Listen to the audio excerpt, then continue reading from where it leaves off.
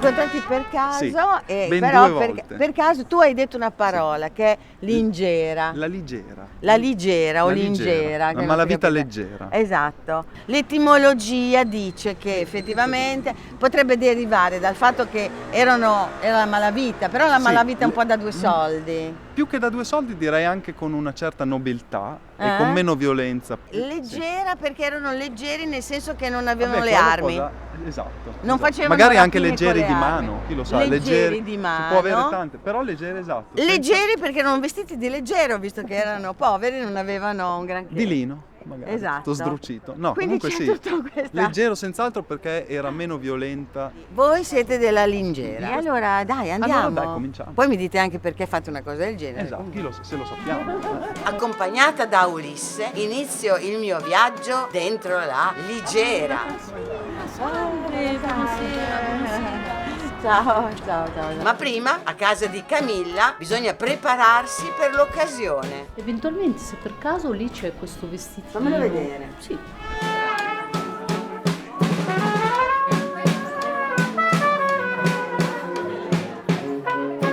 Bellissimo.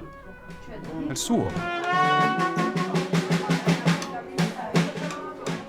Adesso siamo pronti a vivere lo spirito del quartiere, come lo ricostruiscono questo gruppo di appassionati che si sono dati appuntamento nel luogo d'incontro più frequentato della Lingera, il bar gestito da Lina. Andiamo. Lina, Allora, ti buonasera. presento la Siusi. La signora che tanto me l'hanno parlato, piacere tanto. Dai, che a me molto. Lui mi raccontava che lei è qui da tanti anni.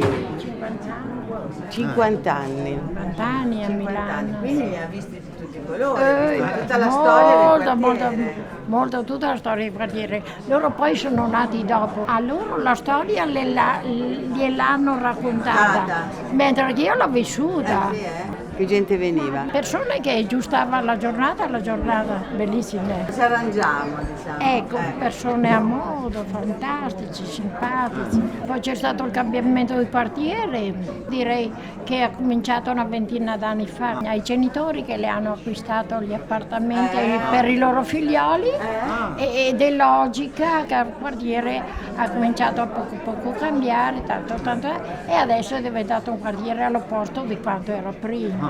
È un quartiere per bene. Stava meglio allora. Grazie. Bene, fate la musica. Fate la musica. E un altro luogo simbolo della Ligera è il famoso albergo popolare di Milano, che ormai è in disuso, che fu fatto costruire all'inizio del Novecento per dare la possibilità ai più poveri di vivere in un posto accogliente. Davvero popolare fu quell'albergo sorto a Porta Genova, proprio nelle vicinanze della stazione ferroviaria rivolta verso le campagne, poste al mezzogiorno di Milano. Affacciato sulla conca del Naviglio su una superficie di 2200 metri quadri, l'edificio è in grado di accogliere giornalmente più di 500 persone ospitate in stanzette.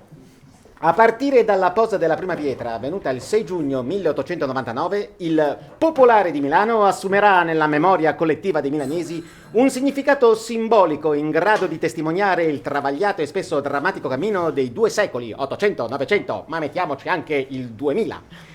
Milano, che conta tante istituzioni di beneficenza e previdenza, mancava però di asili notturni o dormitori pubblici. E non è opera umanitaria dar ricovero ai miseri che pernottano sulle pubbliche vie o che sono costretti a rintanarsi in quelle luride locande da cui è bandito ogni più elementare concetto di igiene, pulizia e decenza? È una domanda retorica. E questo era l'albergo popolare che era qua. Sì, quello di cui ti parlavo proprio all'inizio. Questo che è era stato... l'albergo popolare. Sì. Il Palazzo delle Bambole, che era il luogo dove le prime travestite di Milano stavano, che erano italiane, prima dell'arrivo delle sudamericane, dove negli anni 80, fine anni 70, vivevano queste bambole giganti, diciamo, bambole giganti, la Roberta, la Jessica, la Ivana, la Svergognata, la Moby Dick, l'Angoscia. Qua occorre immaginazione, ma era un porto. E quindi era proprio un punto nevralgico. Dalle 5 di mattina a notte fonda, cioè c'era sempre movimento. Di là c'è la Milano perosa, piena di orologi dove tutti corrono e bisogna produrre. E di qua c'è la Milano altra, che di tutto questo in qualche modo si trasgredisce.